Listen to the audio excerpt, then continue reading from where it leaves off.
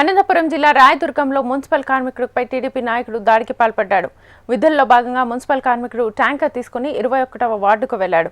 ఈ క్రమంలో రోడ్డుకు అడ్డంగా ఉన్న టీడీపీ నాయకుడు ప్రసన్న బైక్ ను తీయమని అడగ్గా నన్నే బైక్ తీయమంటావా అంటూ కార్మికుడిపై విచక్షణ రహితంగా దాడి చేశాడు. దీంతో చుట్టుపక్కల వారు గమనించి అతన్ని కాపాడారు.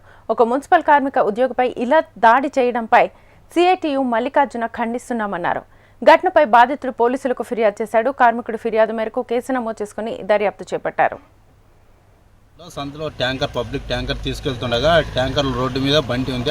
ఇంటి దగ్గర నుంకేషన్ ఇంటి దగ్గర బండి ఉంది. బండి అంత సైడ్ తీసుకున్నా ఇంటి యజమానికి చెప్తే ఆ ఇంటి యజమాని నా బండి తీస్తామని దుర్మర్శంగా వచ్చి నువ్వు అట్లావాడు ఇట్లావాడని కొట్టినాడు. అధికారం ఉందని ఆ మనిషి ఇరవేగి కిందికేసి చెప్పుకాలతో కొట్టినాడు. నువ్వు ఎవరు చెప్తావు చెప్పుకోపో, నువ్వేమో అట్లా ఇట్లా అని నేను వస్తుండగా ఇంట్లో నుంచి వచ్చి ట్యాంకర్ పోవట్లేదంటే నా బండి తీస్తావా ముందుకు పైకి వచ్చేలేదని ఆ మనిషి ఇంట్లో నుంచి వచ్చి కొట్టినాడు. ఉదయం 12 గంటల సమయంలో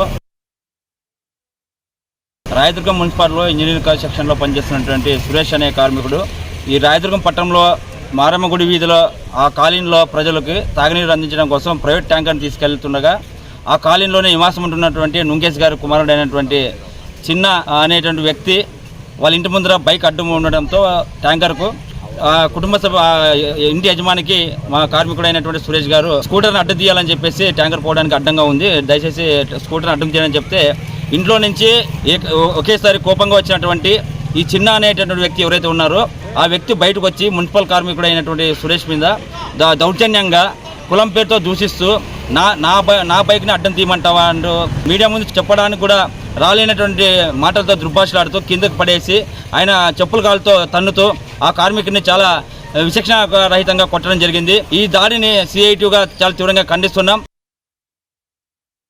మా outsourcing non pH worker Suresh అని చెప్పి మారమ్మగుడి టెంపుల్ ద్వారా ట్యాంకర్ని తీసుకొని వెళ్తుంటే చిన్న అనేటువంటి వ్యక్తి వాళ్ళకి అనవసరంగా దూషించి వాళ్ళ మీద దాడి చేసినారనేటువంటి అంశాన్ని నా దృష్టికి తీసుకొచ్చినారు. సో నేను దాంట్లో నిజంగానే ఏం జరిగిందని చెప్పి ఒకసారి కనుక్కొని దాని మీద నేను చర్యలు చేపడతామని చెప్పాము.